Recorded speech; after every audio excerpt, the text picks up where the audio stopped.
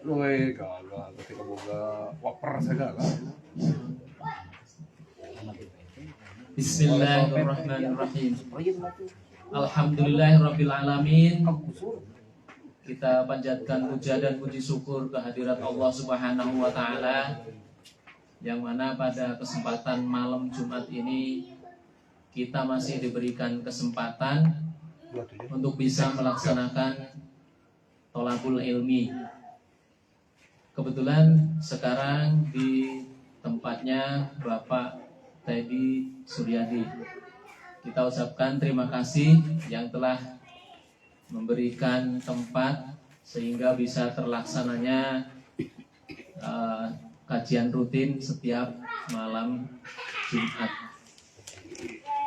Pada kesempatan pada kali ini, insya Allah yang akan menyampaikan materi yakni Al-Ustadz Saifuddin Albana. Untuk itu kepada beliau Al-Ustadz kami persilahkan.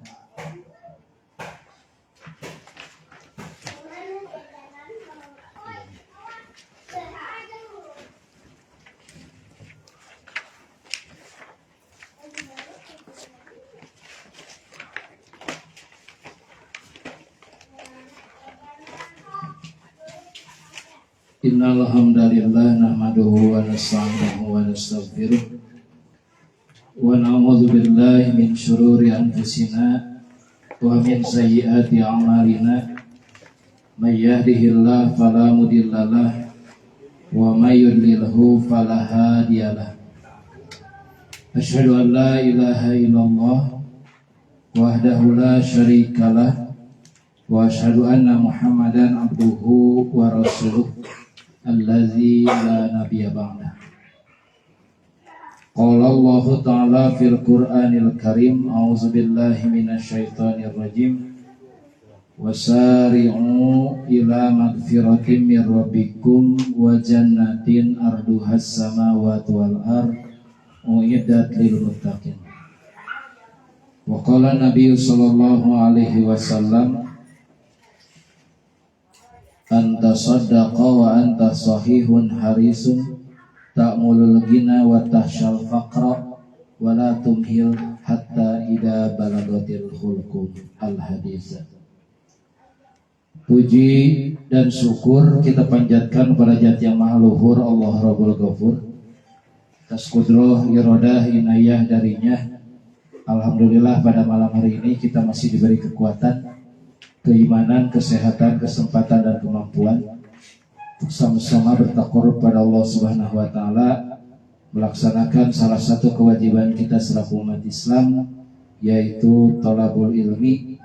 Mudah-mudahan niat yang terpatri dalam hati kita masing-masing, juga langkah kita dari rumah masing-masing menuju tempat ini dicatat oleh Allah Subhanahu wa taala, sehingga dijadikan amalan makbulan sekaligus dijadikan kifarat bagi dosa-dosa kita semua. Hadirin jemaah pengajian rahimakumullah, masih bahasan tafsir tematik. Sekarang kita akan mencoba memahami tafsir surat Ali Imran ayat 133 sampai 136. Saya beri judul yaitu meraih magfirah dari Allah. Karena ternyata magfirah itu tidak bisa kita dapatkan dari selain Allah. Magfirah itu khusus dari Allah. Ayatnya, wasari'u, dan bersegeralah ila magfirati mirabbikum, kepada ampunan dari Tuhanmu, wa jannatin, dan surga. Nah, di sini kita bisa tahu, Pak, biasanya kita fokus itu ingin masuk surga. Sampai kita berdoa, ya Allah masukkan saya ke surga, ya Allah masukkan saya ke surga. Padahal kalau tanpa magfirah Allah, mustahil kita masuk surga. Jadi kunci masuk surga yang pertama itu adalah magfirah. Nanti ada orang-orang yang secara amal orang ini kecil, yang secara amal orang ini minim, tapi dia bisa masuk surga. Karena apa? Karena magfirah Allah. Maka di sini terangkan kita itu harus bersegera itu kepada magfirah, ampunan dari Tuhanmu. Nah, ketika sudah dapat magfirah, insya Allah wa jannatin, kita akan mendapatkan surga yang dijelaskan surga itu arduhas samawati wal ard, yang luasnya seluas langit dan bumi. Untuk siapa surga yang luasnya seluas langit dan bumi itu? Mu'iddat lil muttaqin, yang disiapkan, disediakan bagi orang-orang yang bertakwa. Ayat yang samodel, yang semisal, hampir mirip-mirip ayatnya, itu ada dalam surat Al-Hadid ayat 21. Kalau dalam surat Ali Imran 133 dikerangan dengan kalimat wasari'u, kalau dalam Al-Hadid 21 dengan kalimat sabiku, artinya berlomba-lomba. Kemana kita harus berlomba-lomba? Ila magfiratin, sama ke magfirah Allah. Dan dalam ayat itu pun sama, wa jannatin arduha ka'ardis sama'i wal ard. Karena magfirah sudah kita raih, sudah kita dapatkan, maka surga Allah pun akan Allah kasihkan.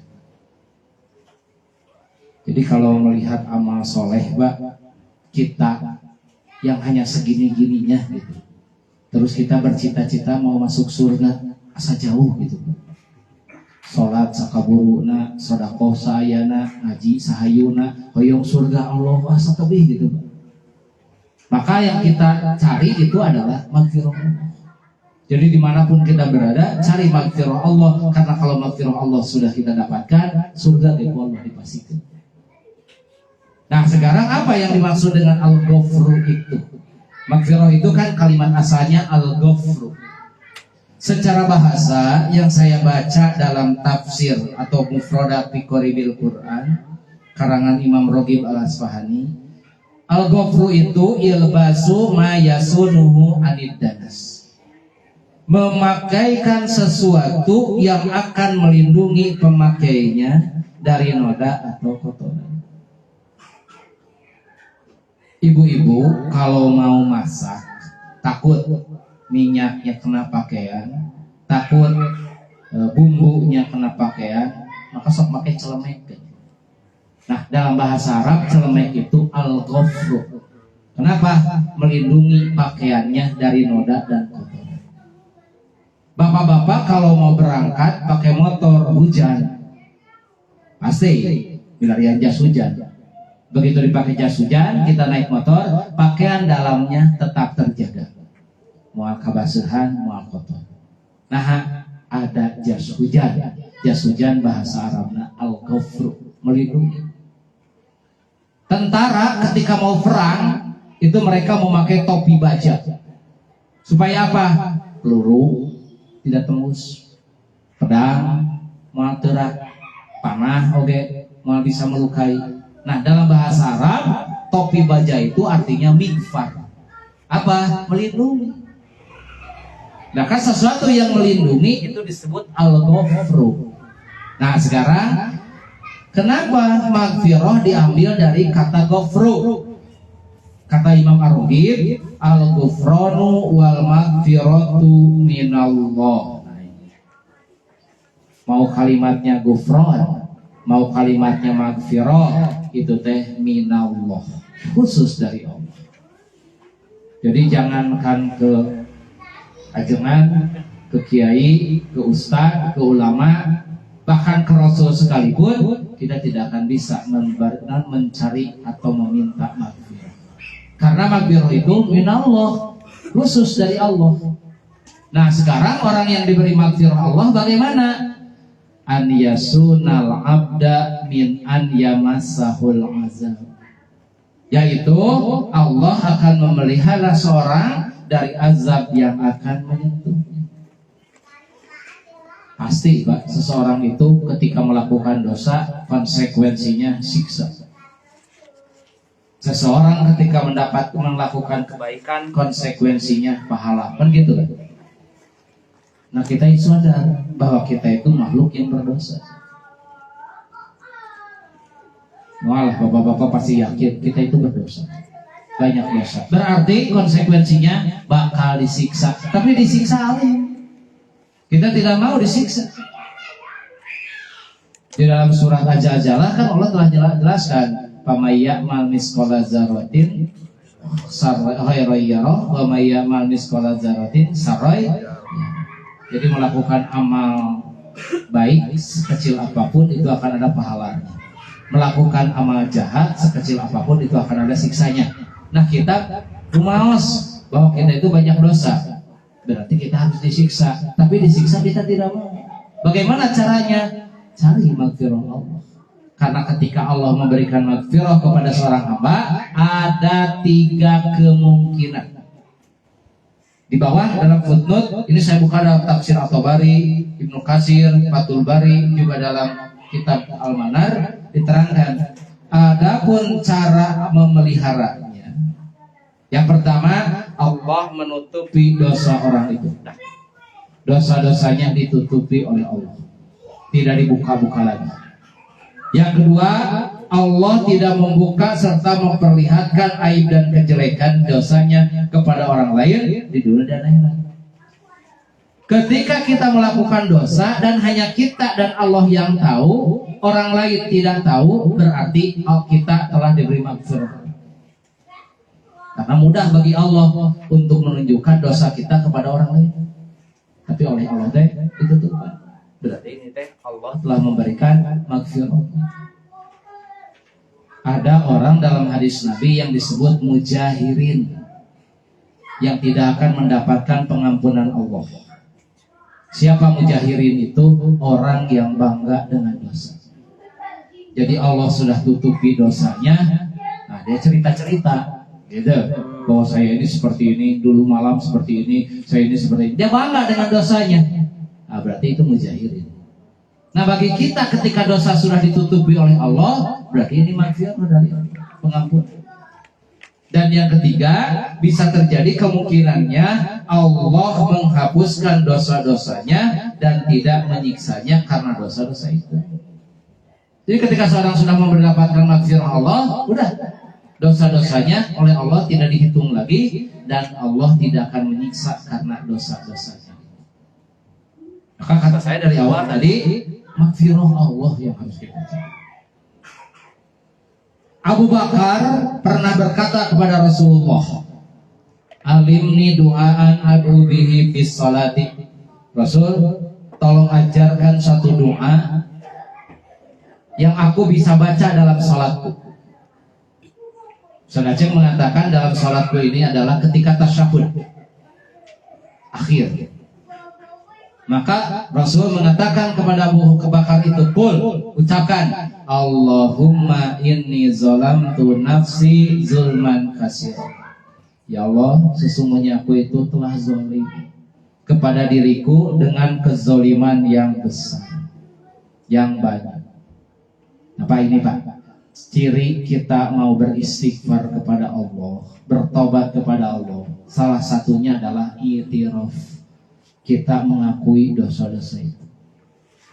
Abu Bakar diajarkan oleh Rasul sebelum meminta maghfirah itu, dia harus mengakui dulu dosanya. Allahumma inni zalamtu nafsi zulman katsiran. Ya Allah, sesungguhnya aku telah zalim, telah berdosa kepada diriku dengan kezaliman yang banyak. Bahkan nabi-nabi terdahulu pun ketika mereka bertobat kepada Allah, i'tiraf dulu diawalkan. Pengakuan diri atas dosa. Nabi Adam, ketika Nabi Adam melanggar lalu diusir turun ke dunia, Nabi Adam bertobat. Pandoanya teh, Robbana dolamna anfusana wa ilam taghfir lana wa tarhamna lanakunanna minal khasirin. Ini pengakuan. Robbana, wahai Tuhan kami, zolamna, aku telah zolim, kami telah zolim anfusana, terhadap diri kami sendiri. Wa ilam taghfir lana, kalau engkau tidak mengampuni kami, wa tarhamna, engkau tidak memberikan rahmat kepada kami, lanakunanna minal khasirin, pasti aku akan tergolong orang yang rugi. Nabi Yunus. Nabi Yunus itu kan kalau bahasa saya putus asa, Pak. Dakwah sekian lama terhadap kaumnya, tapi kaumnya itu gitu. bukannya beriman, tapi malah kufur. Manusiawi, nabi dan basyariah. Dia putus asa, lari, meninggalkan kaumnya. Padahal tidak boleh bagi seorang nabi seperti itu. Tiba di laut, ada kapal yang mau menyeberang, ikut. Tengah-tengah laut, oleh badai dan sebagainya. Kata pemilik kapal, ini karena kelebihan muatan. Daripada kita korban semuanya, harus ada yang dikorbankan. Akhirnya di Qur'an, diundi, ternyata Nabi Yunus yang keluar. Nabi Yunus loncat ke laut, di bawah sudah siap kan paus, langsung ditaruh ke darat. Nabi Yunus teh dalam Al-Quran diterangkan Nabi Yunus sampai mengalami 3 kegelapan. 1 kegelapan di dalam perut ikan, daya neon. Yang kedua kegelapan ketika malam. Yang ketiga kegelapan di dasar laut. Jadi sangat gelap gitu Pak. Cek Sunda mah baik mongkleng buta rajin. Tah eta buta bisa rajin. Dalam keadaan seperti itu dia menyadari, oh ini dosa. Ninggalkan kaum. Taubat kepada Allah. Apa yang diucapkan Nabi Yunus? La ilaha illa anta subhanaka inni kuntu minaz zalimin. Ini pengakuan. Tidak ada Tuhan selain Engkau ya Allah, Maha Suci Engkau, sesungguhnya aku termasuk kaum yang zalim. Pengakuan. Jadi kalau kita mau bertobat, ingat dosa, mau bertobat, akui dosa. Saya telah berdosa ya Allah. Ingat dosa. Nah sudah itu kita tobat. Wala yaghfiru dzunuba illa anta. Tidak akan yang memberikan magfirah terhadap dosa kecuali Engkau. Faghfirli, ampuni aku, magfiratan dengan magfirah min indika, dari sisimu, warhamni, rahmatilah aku, innaka antal ghafurur rahim, sesungguhnya Engkau Maha Pengampun, Maha Penyayang. Ini Rasul memerintahkan kepada Abu Bakar untuk mencari magfirah Allah. Padahal Abu Bakar salah seorang sahabat yang termasuk 10 sahabat yang telah pasti surga.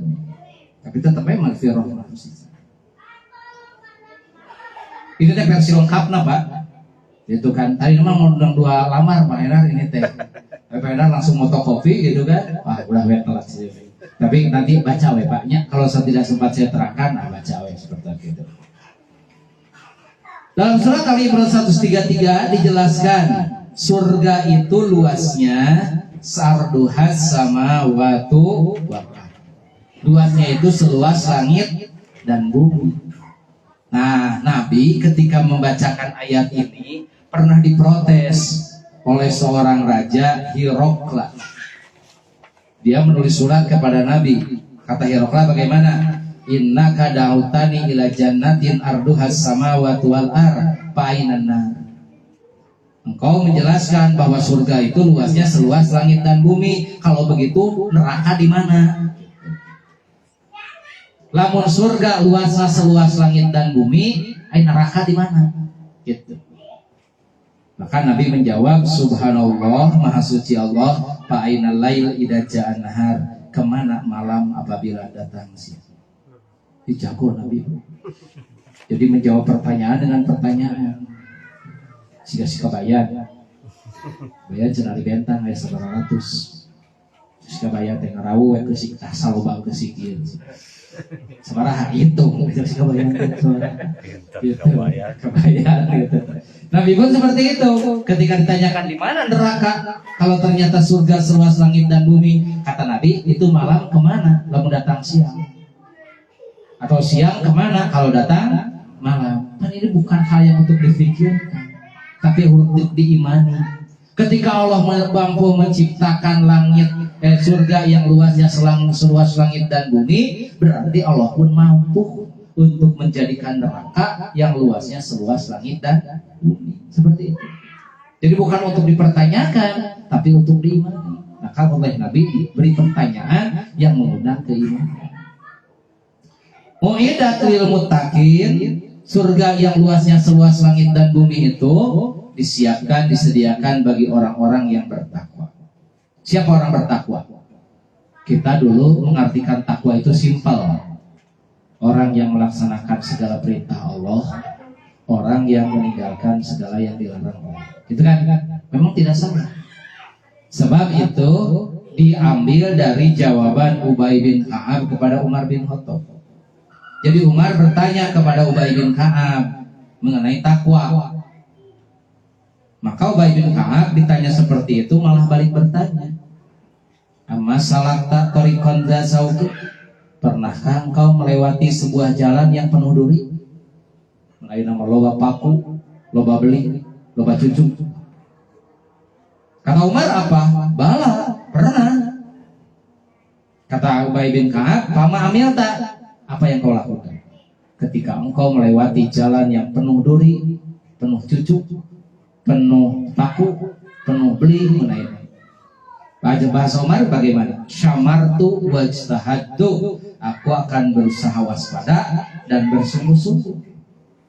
Mau asal lincek gitu, mau asal melangkah, memperhatikan, takut kena beli, takut kena paku, takut kena duri gitu. Hati-hati jalan teh. Maka kata Ubay bin Ka'ab, fazalika taqwa, itulah yang disebut. Jadi orang takwa mah dia memahami bahwa dunia ini gampang kena dosa teh. Gampang. Maka dia sebelum melangkah berpikir dulu, kita halal haram. Nah, ciri jalan takwa mah gitu, Pak. Ketika mau melangkah berpikir dulu halal haram. Ketika mau makan, ini teh halal atau haram, gitu. Difikirkan. Tidak asal. Maka ketika kita sudah melakukan itu berarti takwa. Bahkan dalam hadis lain dikatakan ciri orang takwa itu dia melakukan sesuatu yang tidak apa-apa, tapi dia merasa akan apa-apa gitu. Sehingga dia berpikir ulang beberapa kali ketika mau melakukan suatu perbuatan itu. Hati-hati, berarti itu orang yang takwa. Nah, kemudian dalam ayat 134-nya sampai 135-nya diterangkan amalan-amalan ciri-ciri orang yang takwa yang mendapat maghfirah Allah itu.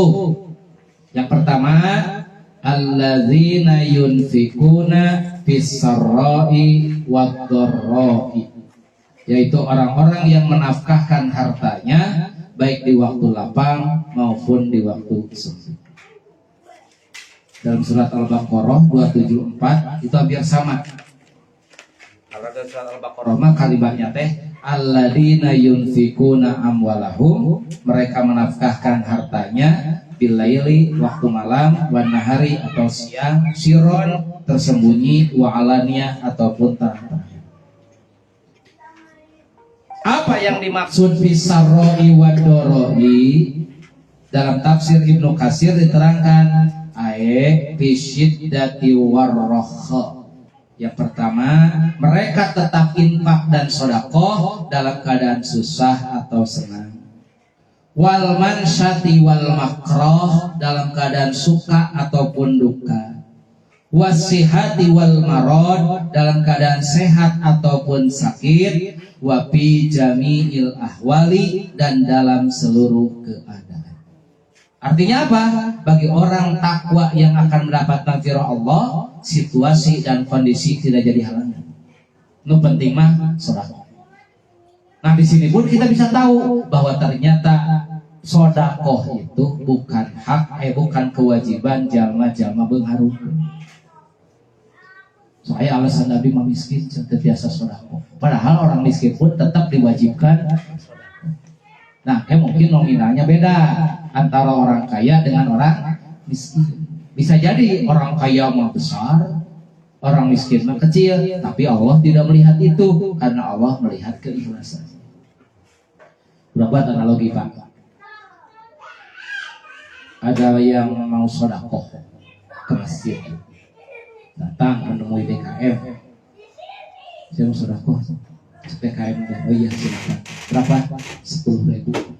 Ditamping mau aku DKM. Tapi biasanya DKM sama oh iya ya, nuhun. Sejak kumuluh ke kasih roh beres gitu. Sorenya DKM ayo nelpon. Saya mau sedekah untuk masjid. Berapa? 100 juta. Ayeuna. Kapan datangnya? Besok pagi-pagi. Wah, dah besok nanti disiapkan. Kursinya di mana, mejanya di mana, bolu, susu, jadinya disiapkan. Nah, 100 juta. Tapi mau aku deh kayak tahu ya 10.000 hektar tapi beres lah. Besok nanti betul datang. Wah, bawa mobil disambut ya. Itu 100 juta. Bisa jadi Pak, orang yang infaknya diterima Allah 10.000. Nah, dilihat latar belakang. Pekan 10.000 teh punten tukang beca. Pan tukang beca mah 10.000 teh keluar kesang ti bujur-bujur istilah. Hayang 10.000. Yeuh gaduh 10.000 sedekah. Aya 100 juta saha? Keluarga Bakri cenah. Penjara. Pan keluarga Bakri mah 100 juta teh eta mah cileugna tuh. Jadi ketika kita melihat sedekah itu Allah tidak melihat dari jumlah nominalnya, tapi biasa jantan dari keikhlasan. Maka di sini diterangkan orang yang takwa yang akan mendapatkan maghfirah Allah tidak dia mengenal situasi dan kondisi, yang penting dia bisa sedekah. Masih dalam Ibnu Katsir, makna yang dimaksud ialah bahwa mereka tidak kendur dan lupa oleh suatu urusan dalam menjalankan ketaatan kepada Allah Subhanahu wa taala. Mereka membelanjakan harta untuk keridhoannya serta berbuat baik kepada sesamanya, baik kaum kerabat maupun orang lain dengan berbagai macam kebaikan. Jadi jangan sampai keadaan kita berubah, semangat sedekah jadi berubah. Karena orang yang takwa itu apapun situasi dan kondisinya dia tetap menentukan untuk sedekah, memprioritaskan untuk sedekah. Hadisnya riwayat Bukhari. Rasul pernah ditanya, "Ya Rasulullah, ayyus shadaqati afdal?" Rasul, sedekah apa yang paling utama itu? Maka Rasul menjelaskan, seluruh sedekah itu afdal. Seluruh sedekah itu adalah utama, tapi di atas utama itu ada yang lebih utama. Siga bapak buka udah opak nyaah Pak kaopatanana nyaah tapi yakin sim kuring matina opat eta aya nu langkung depikannya wah jujur we eta. Jadi kalau masalah ini kita tidak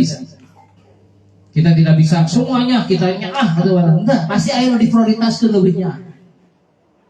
Hekten kanyaan nu paling depikannya teh nu kadua. Naon alasanana? Yang budak teh keur bager teh nurut teh pinter mau budak teh gitu kan, tutulunya saja Bang. Tapi bukan berarti kalau tilu henteu tetapnya. Nah, maka itu seperti itu. Rasul ditanya sedekah mana yang paling utama, bukan berarti sedekah selain ini tidak utama, cuman yang ini lebih utama. Yang pertama, sedekah yang paling utama itu adalah antasaddaqa wa antas sahihun. Kau sedekah dalam keadaan sedang sehat. Kalau sedang sakit bagaimana? Tetap utama. Tapi biasanya kalau sedang sakit mah ada ketakutan, takut maut. Coba tuh sedekah, gitu kan? Ari keur sehat mah da panjang keneh lalakon teh. Tarang ngingkeur maut kan ari keur sehat. Mata sedekah yang terbaik adalah ketika kita sedang sehat. Harisun, ketika engkau sedang rakus, maksud rakus itu semangat dalam mencari harta. Wah, hutbah kan itu kan dia mencari harta. Tak sedang keadaan seperti itu, sedekah itu. Ta'mulul gina, engkau berangan-angan untuk menjadi orang kaya, wa tahsyal faqra, dan engkau takut menjadi fakir. Nah, dalam keadaan seperti itu, sedekah itu sedekah terbaik, Pak, karena berat. Hayang beunghar nabung sedikit. Kudu sedekah kan berat ya, Pak. Duh, mau disedekahan mah tuh ya tabungan kurang deui gitu kan. Nah, ketika sedang itu. Atau ketika kita takut miskin, empet-empet harta harus sedekah, wah berat. Tapi ternyata kata Rasul, sedekah itu adalah sedekah terbaik. Wala tumhil hatta balagatil hulqum. Jangan kau menunda-nundanya sampai datang nyawa di tenggorokan. Karena ketika nyawa sudah di tenggorokan, biasanya berkata, li fulanin kada, wa li fulanin kada. Jadi untuk si anu, ini untuk si anu. Padahal kata Rasul, karena li fulan, dari kitu-kitu dia tetap baik ke si fulan. Guru saya pernah mengatakan seperti ini, Pak. Beda antara kita sedekah terhadap anak dengan harta waris. Harta waris mah meskipun kita tidak berwasiat pasti bakal dibagikan. Dan itu mungkin kebaikannya agak kurang. Maka saya menyarankan ketika punya harta dan kita sudah tua, udah bagikan ke anak. Gitu. Penggedena sabaraha, perangah sabaraha, cikal sabaraha. Gitu kan? Dan tidak apa-apa dibagikan sama rata aja, gak apa-apa. Karena ini hibah, bukan waris. Gitu kan? Maka ketika orang tua meninggal dan sudah dibagikan hartanya secara hibah, orang tua akan mendapatkan kebaikan dari anak-anaknya. Beda dengan waris. Waris mah suka atau tidak suka pun pasti dibagikan, gitu. Nah, maka kata Rasul, kersi anu sakieu, geus maot bakal si anu we anger eta. Najan kurang teu dibagi-bagi ge anger we. Itu di luar eta. Maka di sini yang pertama ciri orang yang akan mendapatkan maghfirah Allah itu adalah mereka sedekah dalam situasi dan kondisi apapun. Yang kedua, wal kadhiminal ghaidha. Mereka bisa menahan amarahnya. Yang menarik Pak, saya baca dalam kamus itu al-kadhimah itu artinya termos. Nah, cek simbol itu di Al-Qur'an dikarenakan kalimat wal kadhimina sarua jeung termos. Nah, ternyata diperhatikan termos itu luar biasa. Ketika air panas dimasukkan ke dalam termos, ngagolak tah cai teh tah. Tutupan, terus ditutupan campak luar katis, luar tidak terasa panas, tapi di dalamnya airnya golak. Nah, maksudnya ciri orang yang bertakwa yang akan mendapatkan maghfirah Allah ketika dia marah dia bisa menahan, ditahan marah nate dan tidak nampak di luar. Nah, itu cara, dan ini perlu latihan. Wah, mending ditahan gitu kan. Orang mah istilah kapegung. Di dalam tafsir Ibnu Katsir diterangkan maksud wal kadiminal goido itu adalah ida sarobihimul goid, ketika mereka marah emosi, kadamuhu bimakna katamuhu palam yakmaluhu, mereka menahannya yakni memendamnya dan tidak melampiaskan.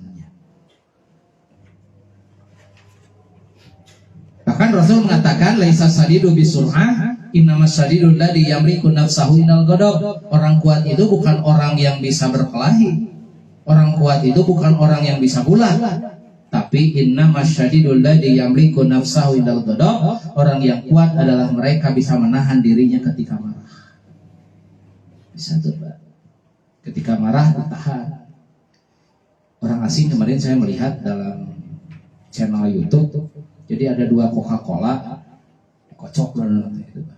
Simpan, yang satu dibuka kan muncrat keluar, wah, ngiji mah itu. Nah, cenah ngiji mah itu, ngiji mah cenah. Yang cenah ngiji mah ditutupan teh dibuka. Ngiji mah dibuka jadi keluar sih aja.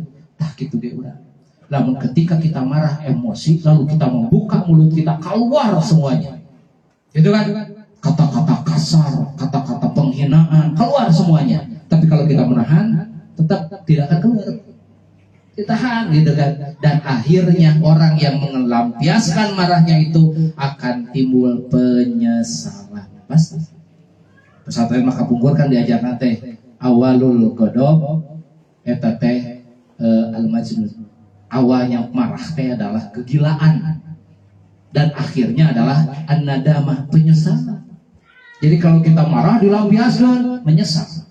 Orang-orang terluka, orang-orang tersakiti. Akhirnya nyesal kita di mana. Entah mending ditahan ketika marah. Dan ini perlu latihan. Dalam hadis riwayat Abu Ya'la dari Anas bin Malik, yaqulu, ia berkata, Rasulullah SAW bersabda, barang siapa mengekang lisannya, niscaya Allah menutupi auratnya. Barang siapa mengekang amarahnya, niscaya Allah menahan siksa terhadapnya. Dan barang siapa meminta maaf kepada Allah, niscaya Allah menerima permintaan maafnya. Ini fadilah bagi orang yang suka menahan amarahnya, maka Allah akan mengampuni dosa-dosa. Dua ciri. Yang ketiga, ciri orang yang mendapatkan maghfirah Allah itu wal afina aninnas wallahu yuhibbul muhsinin. Yaitu memaafkan kesalahan orang dan Allah menyukai orang-orang yang buat kebaikan. Ini levelnya di atas orang yang menahan amarah. Kalau kita menahan amarah, mungkin saja ada dendam kepada orang yang berbuat kesalahan kepada kita. Tapi orang-orang yang ketika dia bisa memaafkan kesalahan orang, berarti sudah ikhlas, sudah kosong untuk memaafkan. Tidak ada lagi dendam, tidak ada lagi suatu hal ingin membalas. Ini serupa dengan surat Asy-Syura ayat 37. Walladzina yajtanibuna al-kaba'iral ismi wal fawahisha wa idza ma ghadibuhum yaghfirun. Yaitu orang-orang yang menjauhi dosa-dosa besar dan perbuatan-perbuatan keji, dan apabila mereka marah, mereka memberi maaf. Wah, yang pakai kepala tinggi itu. Ke rumah kita bisa menahan marah kepada orang yang berbuat dosa kepada kita, lalu kita memaafkan orang tersebut. Maka kata kita Imam Al-Maraghi, yang dimaksud dengan al-afu aninas itu adalah at-tajawuzu an dunubihim wa tarku muakhadatihim ma'al qudrati ala dalika. Memaafkan kesalahan mereka dan tidak membalas meskipun mampu melakukan hal itu. Nah, orang teu males, teu mampu biasanya orang. Dalamun mampu, mah males urang gitu. Nah, orang yang mereka bisa menahan amarahnya adalah mereka meskipun mampu untuk membalas, tapi tengah balas. Sida Rasul. Pernah dengar cerita Rasul yang didekati oleh Daksur. Daksur mau pedang, Rasul sedang sendiri, para sahabat berpencar. Lalu diantolkan si pedang teh kan leher Rasul. Mayamnau kami nih ya Muhammad. Gitu. Siapa yang akan menghalangiku ketika aku mau membunuhmu wahai Muhammad? Cerdak Sun.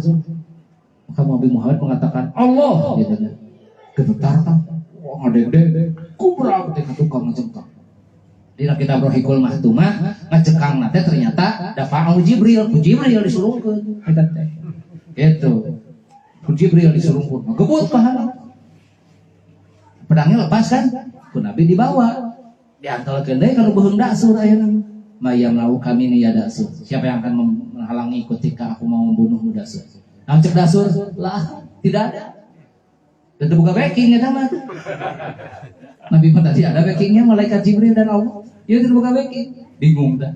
Mampu nggak Nabi untuk membunuh Daksur pada saat itu? Mampu. Pedang ada di Nabi. Daksur ke ngajengkang gitu kan? Terjatuh. Tapi Nabi fa'afa'anhu. Nabi memaafkan. Nah itu yang disebut dengan al-afina aninas, memaafkan kesalahan manusia.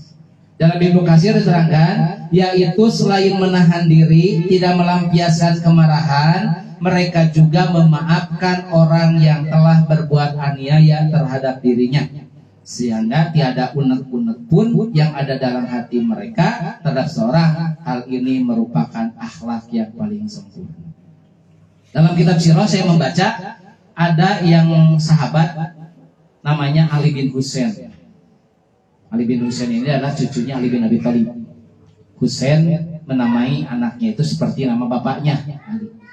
Jadi kebiasaan orang Arab itu seperti itu, Pak. Memberikan nama anaknya itu dengan nama kakeknya, biasanya seperti itu. Ali bin Husain ketika mau wudu, dia memerintahkan jariyah. Jariyah itu pembantu wanita untuk mengucurkan air. Dino kendina dari keramik gitu. Ketika airnya dikucurkan, nggak tahu ngalamun, nggak tahu kumaha, kendingnya terjatuh, terkena kepada kakinya Ali bin Husain sampai berdarah. Langsung jadinya makan marah, emosi naik, naik nunggu gitu kan. Nah, untung jariyahnya ini pembantunya itu tukang haji. Gitu. Begitu ninggali eta tuh mana geus molotot, wah geus eta langsung cek eta no. Pembantu nate wal kadiminal ghaidha, jalma nu takwa mah jalma yang bisa menahan amarah. Langsung jadi Pak maksudnya wal afina anin nas, suka memaafkan kesalahan manusia. Sudah maafkan, saya sudah maafkan. Wallahu yuhibbul muhsinin, dan Allah mencintai orang-orang yang berbuat kebaikan. Apa kata Ali bin Zaid? Berarti engkau sudah bebas karena Allah. Dibebaskan. Kira macakeun tilu ayat eta ayat eta. Tapi ternyata langsung dibebaskan dari hamba saya. Saya kojo disicak bapak istri nak amak bacakeun. Amok gitu tak, tong dilawan pak, istri mah damal berenang atuh, istri masih kabere-bete segala deredet dah gitu, urang mah pestol sekali-sekali, nah lamun istri keur amok gitu, bacakeun aja, wal kadiminal goido, apa teh, insyaallah leuwih ngamok, itu pamajikan, urang ngambek kalakah ngaji, itu ciri yang ketiga, yang keempat, waladina idza fa'alu fahisyatan, yaitu ketika mereka berbuat keji, auzalamu anfusahum, atau mereka menganiaya dirinya sendiri, fastaghfaru zakarullah, mereka langsung zikir kepada Allah, fastaghfaru lidzunubihim, dan mereka meminta istighfar kepada dosa-dosa mereka, wa may yaghfiru dzunuba illallah, dan tidak ada yang akan mengampuni dosa kecuali Allah. Ini sama dengan yang tadi bahwa maghfirah itu dari Allah.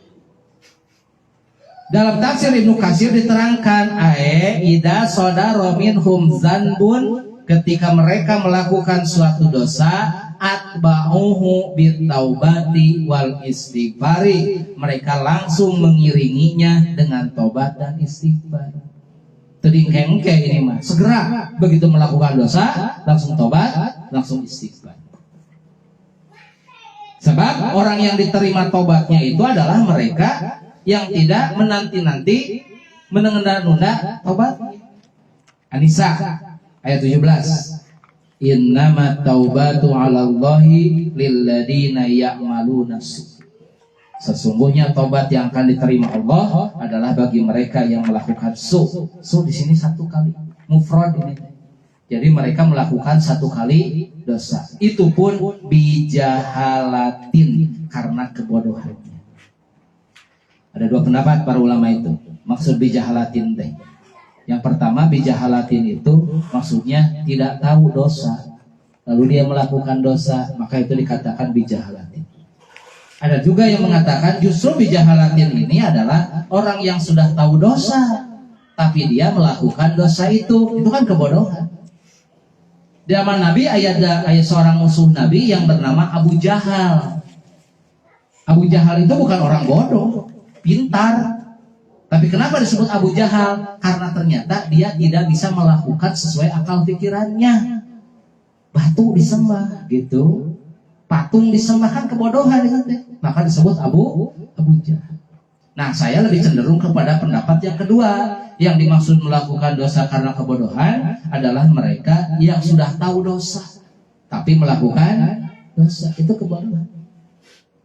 Karena yang murang kali umur 2 tahun ke dapur ningali kompor hurung dicampak ku budak teh, cerewet teh nangis, rau langsung ku ibuna teh. Saya yakin moal aya ibuna nyebutkeun bodoh maneh mah. Sono dicampak moal, Pak. Nah, dacan apaleun. Budak umur 2 tahun belum apa kalau ternyata api itu panas gitu. Tapi campak.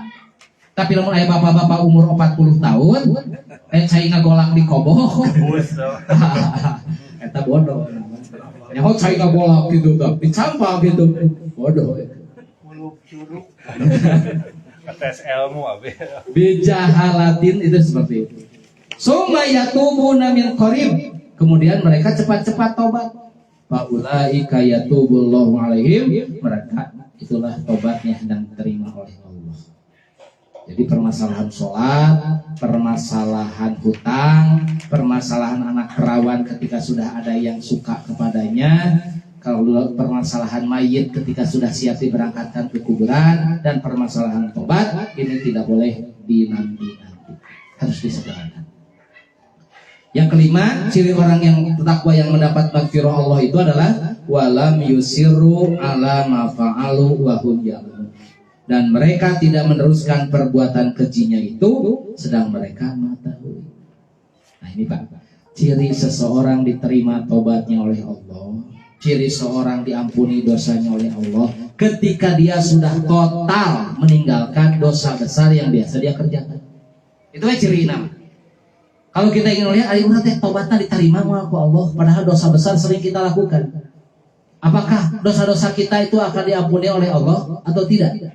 Maka lihat, sudah bisa nggak untuk meninggalkan dosa besar? Ketika sudah total kita tinggalkan, itu berarti Allah telah mengampuni dosa kita, telah menerima tobat kita. Tapi kalau masih dikeroyah dosa besar teh, meskipun tobat tiap malam, berarti menunjukkan bahwa tobat kita belum diterima dan bahwa dosa kita belum diampuni oleh Allah. Itu ciri. Dalam hadis riwayat Tirmidzi diterangkan, jika seorang hamba berbuat satu perbuatan dosa, menempel di hatinya noda hitam yang disebut nuqtatun sauda. Sekali ngalakukeun dosa hiji titikna teh, dua kali dua, tilu kali tilu, titikna teh. Tapi faidah wa naja wastaghfaro, ketika dia itu meninggalkan dosa tersebut, istighfar, tobat, sukila qalbuhu, maka hatinya akan bersih lagi. Deterjenna teh eta pembersihna teh. Ninggalkan dosa, tobat dan istighfar. Tapi wain ada ketika dia mengulangi dosa tersebut, tidak ditobatan, tidak diistighfaran, zida fiha, maka akan bertambah titik hidung nanti. Kalau diantep, dibiarkan, ta'luwa qalbahu, akan menutupi hati orang tersebut. Namun hati sudah hitam kelam, maka dia melakukan dosa kesemal asa dosa. Dia melakukan dosa terbiasa. Nah itu yang kita khawatirkan. Jadi orang-orang yang selalu bergelut dengan dosa, terus kebal, Pak. Ketika melakukan dosa, tidak akan merasa dosa. Nah, hatinya sudah hitam legam. Bagaimana cara mengembalikannya? Tobat, istighfar, tinggalkan dosa tersebut, bersih dari. Nah, ketika orang sudah bisa melakukan 5 amalan ini, infak dalam berbagai kondisi dan situasi, bisa menahan amarah, bisa memaafkan kesalahan orang lain. Apabila melakukan dosa langsung tobat dan istighfar, dan tidak melakukan dosa yang pernah dia lakukan, maka dalam surat Ali Imran 136-nya, ulaika jazaohum magfirah, mereka itu balasannya ialah magfirah, ampunan dari Rabbihim, dari Tuhan mereka.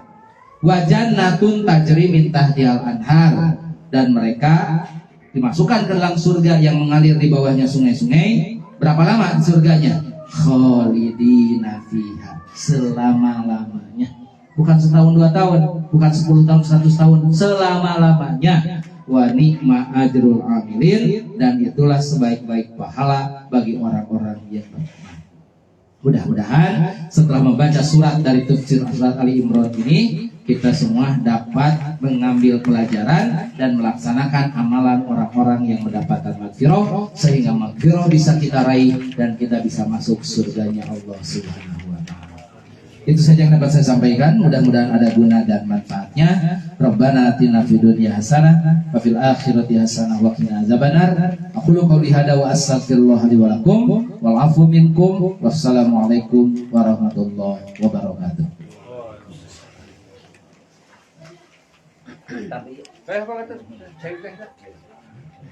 Jazakallahu khairan katsira kepada Al-Ustadz yang telah menyampaikan paparannya, telah menjelaskan dengan jelas, dengan gamblang. Mudah-mudahan kita, khususnya yang hadir pada malam hari ini, bisa melaksanakan, bisa mengamalkan apa yang telah disampaikan oleh Al-Ustadz. Selanjutnya kita tutup saja kajian pada malam hari ini dengan doa Rabbana atina fid dunya hasanah wa fil akhirati hasanah wa qina adzabannar. Aqulu qouli hadza astaghfirullah li wa lakum. Wassalamu alaikum warahmatullahi wabarakatuh.